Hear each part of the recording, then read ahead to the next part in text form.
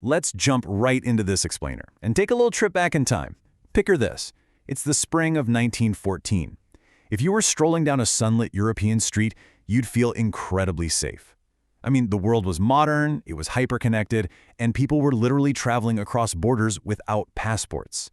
International trade was absolutely booming. And at the very top of the social ladder, the royal families of Great Britain, Germany, and Russia were actual first cousins. They were writing these friendly, chatty letters to each other, calling each other Georgie, Willie, and Nicky. So to the average person on the street, a major global conflict seemed completely impossible. The world just felt way too civilized and deeply interconnected to destroy itself. But man, that just brilliantly illustrates the tragic irony of the era. Because that peaceful, interconnected world suddenly exploded into an unimaginable catastrophe. We're talking about a staggering death toll of 20 million people, with another 21 million wounded. It literally triggered the complete collapse of 4 mighty empires. Now, for decades, historians have argued over who the real villain was, or who exactly wanted this war. But when you actually dig into the historical documents, the terrifying truth is, practically nobody wanted a global war. So how on earth did this happen?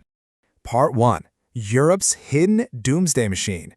To understand how this whole global catastrophe was essentially a colossal accident, we have to look at the massive security system Europe built to actually prevent it. They constructed what was basically a hidden doomsday machine, genuinely believing they were securing long-lasting peace. The crucial concept here was the balance of power. For decades, leaders believed that if they just formed giant defensive alliances, no single country would ever dare start a fight. It's the exact same logic behind mutually assured destruction.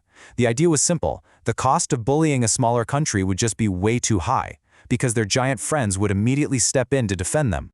So Europe effectively split into 2 giant clubs. On one side, you have the Triple Entente with Great Britain, France, and Russia, and on the other, the Triple Alliance with Germany, Austria-Hungary, and Italy. Now, on paper, this system was supposed to keep everyone perfectly in check, but it contained a fatal flaw. It essentially turned the entire continent into a single, tightly wound tripwire. It meant that one tiny, localized spark could instantly bypass all diplomacy and drag absolutely everyone into total war. Part 2. The Spark in Sarajevo. And that fateful spark, well, it was lit in a corner of Europe where nothing of major global importance seemed to be happening. It was ignited by a secret Serbian nationalist group called the Black Hand in the annexed capital of Bosnia on June 28, 1914. Their target was Archduke Franz Ferdinand, the heir to the Austro-Hungarian Empire. But here's the crazy part. This wasn't some brilliant master plan. It was basically a dark comedy of errors. At 10 a.m., the first assassins along the parade route simply lose their nerve and completely freeze. 15 minutes later, a bomb is thrown, but it has a 10-second delay. It literally bounces off the canvas roof of the Archduke's car and blows up the car behind them. The assassin then tries to take his own life with a cyanide pill, but it's expired and just makes him sick. So he jumps into a river to drown, but the river is only 4 inches deep. He's immediately arrested. Believing the plot has totally failed, the rest of the assassins scatter. But then, at 10:45 a.m., the Archduke decides he wants to visit the injured at the hospital. Nobody tells the driver, who takes a wrong turn onto the original route, gets yelled at, hits the brakes, and stalls the car directly in front of a delicatessen. And at 10:46, one of the original assassins, Gavrilo Princip, who had essentially given up and was literally just getting something to eat, steps out of the deli. He finds the heir to the empire stalled in an open-top car sitting just 5 feet away. He fires 2 fatal shots. Part 3. The month of miscalculations. Now, political assassinations didn't usually cause world wars back then, but what followed became this incredibly high-stakes game of diplomatic chicken known as the July Crisis.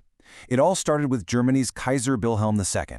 Austria-Hungary was absolutely furious and wanted to crush Serbia, but they knew Russia would step in to protect the Serbs. So they went to Germany for backup, and the Kaiser handed them what historians called the blank check. He made a totally disastrous miscalculation by giving Austria-Hungary unconditional support to do whatever they wanted. He figured Russia would just back down if Germany showed some strength. And, just to show you how little he expected a real war, right after handing over this blank check, he casually went off on a 3-week yacht cruise. Part 4. Trapped by train timetables. While the Kaiser was completely out of reach at sea, diplomats in Vienna deliberately engineered an excuse for a local war. They sent Serbia an incredibly harsh ultimatum with a merciless constraint, exactly 48 hours to comply. But Serbia completely shocked everyone. They acted with incredible diplomatic skill and essentially accepted almost everything, even offering to send the remaining disputes to an international court. To anyone watching, the crisis looked like it was totally over. But Austria-Hungary didn't care. They wanted their war. On July 28, exactly 1 month after the assassination, they declared war and began bombarding the Serbian capital of Belgrade. And that is exactly when the modern monster of military logistics took over. You see, armies back then weren't just sitting on the borders ready to fight. They relied on calling up millions of reservists, and moving millions of men and horses required trains.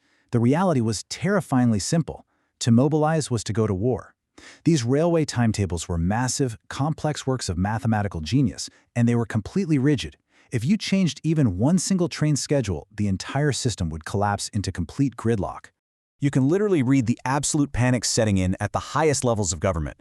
In private telegrams from Tsar Nicholas of Russia to the German Kaiser, the Tsar pleaded to just partially mobilize his army on the Austrian border to protect Serbia. But his generals looked at him in absolute horror and told him that was impossible. Their only plan was total mobilization against both Austria and Germany. If he tried to change it, the trains would break down and Russia would be left completely defenseless. The Tsar realized, right then and there, that he was completely trapped by his own generals and his own railway timetables. And the Kaiser's tragic reply really reveals that they were all just riding a runaway train.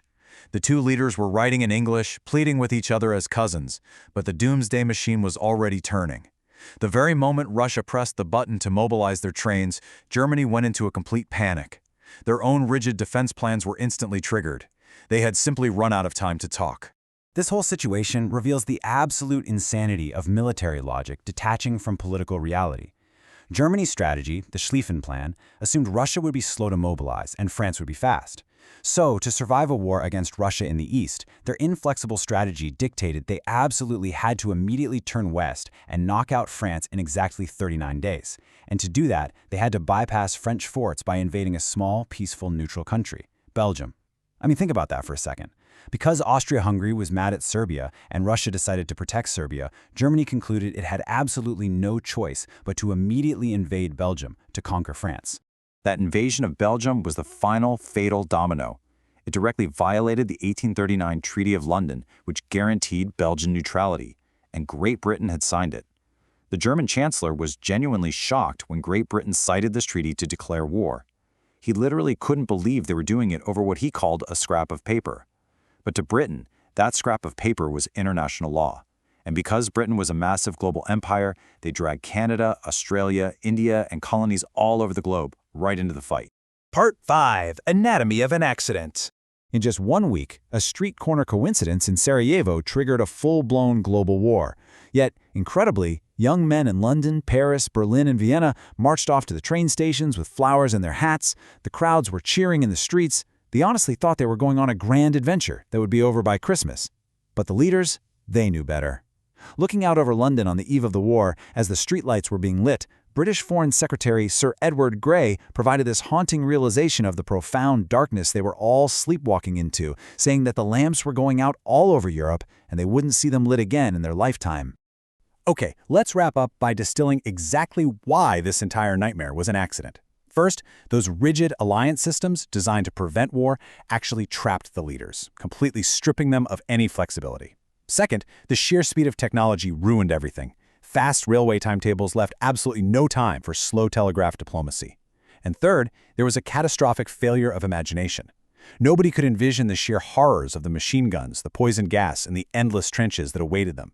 If they had seen even a single photo of what 1916 looked like, they would have compromised on everything to stop it. We really hope this explainer helps you see just how incredibly fragile peace truly is and how easily systems meant to protect us can accidentally lock us into a disaster. So we want to hear from you. Could the catastrophe of 1914 have been prevented, or was it just an inevitable result of the doomsday systems they built? Please leave your thoughts and theories in the comments below. Please like and subscribe.